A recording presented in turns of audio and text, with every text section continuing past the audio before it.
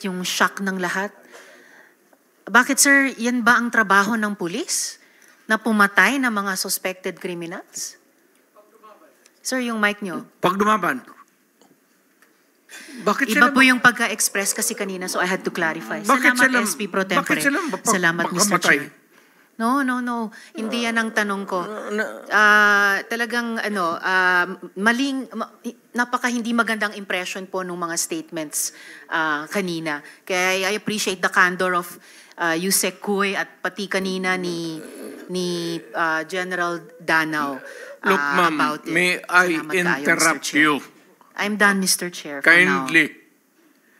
Go ahead, sir. Itong mga to, ma'am, galing ito ng mga sa Academy PMA. Hindi ito mga bubo. Hindi rin ito papayag na utusan mo ng illegal. Doon yan sa Academy nila, sa PMA, they are from there to, yung ano talaga yung batas. Kaya pag inutusan mo yan, sabihin mo, patayin mo, sabihin, sir, mukhang hindi pwede yan, sir. I tried.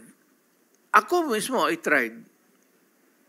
Ako, marami ako, patay mo, sir. Kulong mo na lang natin, sir. Total.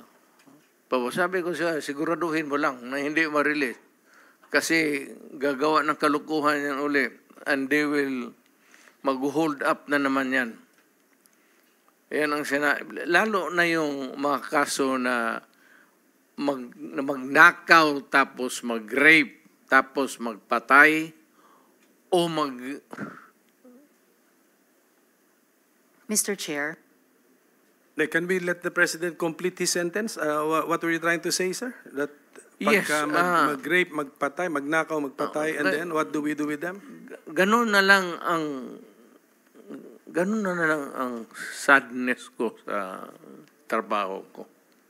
Thank you. Kaya hindi ko lang sinabi ko yan kasi hindi ko lang sila mautusan ng gano'n na gaya na sinabi ko, putang ina, nag-rape ng bata, yan pinatay, patayin mo. Hindi ko mautusan itong mga to. Sabi ko, karamihan sila PMA, hindi maniwala yan ang ganon. Sabi man, sir, mahirap yan. Kulungin na lang natin, sir. Walang dumaan yan sila sa... There was never a time na sinabi ko, patayin ninyo yan.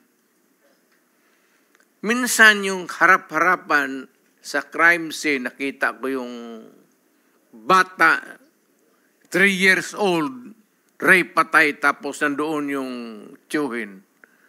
O sinabi ko, putang, patayin mo. Out of outrage. In the moment of outrage yung, putang, patayin mo. Sir, kulungin na lang natin yan, sir. Ano nangyari doon, Mr. President? Yung insidente na yun, napatay nga yung tito? Pinatay? Hindi. Hindi. Mr. Chair. Yes, Senator Risa. Alam ko po na matatalino mga taga-Philippine Military Academy. Hindi po yan ang issue. Ang kinaklarify ko po ay kanina sinabi nyo na in-encourage nyo ang PNP na i-encourage yung suspect na lumaban. Yes. Para mapatay, para Yes. masabing nanlaban. Correct. Correct. Para Ito to sa very ma-minimize. incorrect. Correct, yes. Very incorrect po, if I may say as a It's not civilian, sa professional police. It Salamat depends kayo, on, Mr. Chair. ano na natin yan, ma'am. That's your view, mine. It's not my view only, Mr. Chair. Thank you for putting it on the record. Pagka-mayor, pagka-prosecutor. Ako, alam ko, dumaan ako, prosecutor, mayor, presidente, alam ko ang trabaho ko. Yes, Yan salamat ang kayo, totoo Mr. dyan. Chair. Hindi ka nagdala ng syudad eh. You never Totoo had po, a Mr. chance Chair. to solve the problem of a community.